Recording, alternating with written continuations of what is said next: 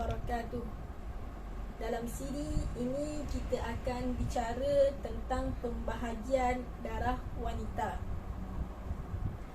Apakah itu darah wanita? Darah wanita ini merupakan darah yang keluar dari kemaluan seorang perempuan. Ulama fiqh membahagikan darah wanita ini kepada beberapa bahagian. Pertama, haid. Kedua, nifas. Ketiga, istihadah.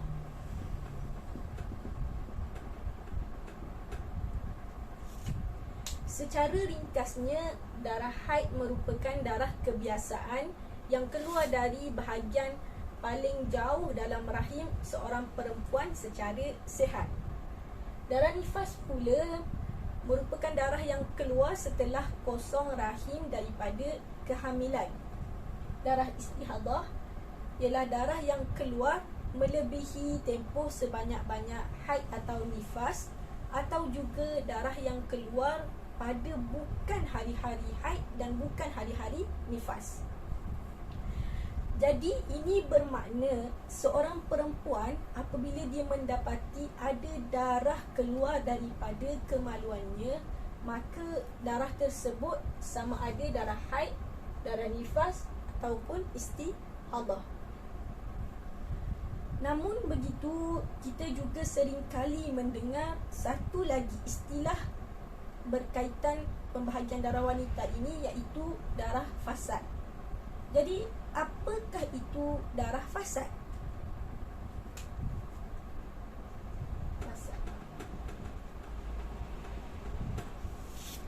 Sebelum kita terangkan apakah itu darah fasad, ada baiknya kita terangkan kaitan antara darah istihadah dan juga fasad.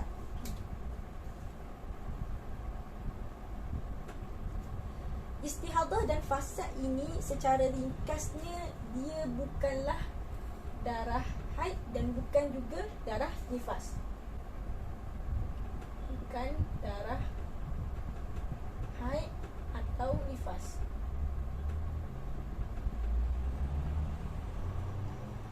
Jadi, apakah perbezaan antara istihadah dan fasad?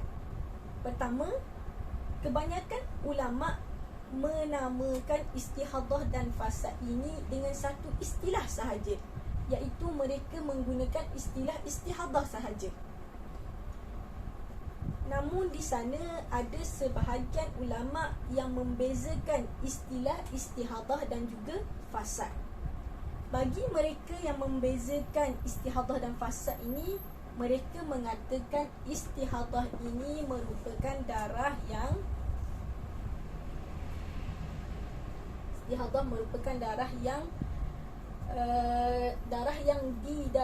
didahului, darah yang didahului dengan darah lain.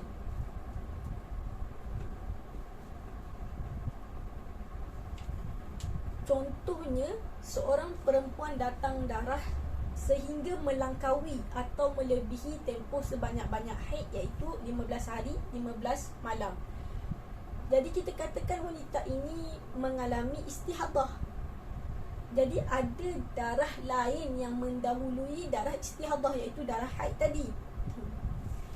Fasad pula, bagi mereka yang membezakan ini, mereka mengatakan darah fasad ialah darah yang tidak didahului dengan darah lain. Tidak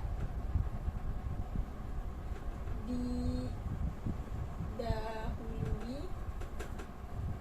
dengan darah lain. Contohnya, seorang kanak-kanak datang darah sebelum cukup umur 9 tahun Qamariyah, maka kita katakan itu adalah darah fasad. Ini bagi mereka yang membezakan. Kita pun apabila membaca buku-buku berkaitan haid, walaupun tajuknya haid, nifas dan istihadah sahaja, tetap di dalam buku tersebut ada perkataan darah fasad. Maka apabila disebut tentang darah fasad, fahamlah kita bahawa darah fasad ini merupakan darah yang tidak didahului dengan darah lain. Adapun begitu, perbezaan yang ada pada istihadah dan fasad ini hanyalah perbezaan istilah sahaja.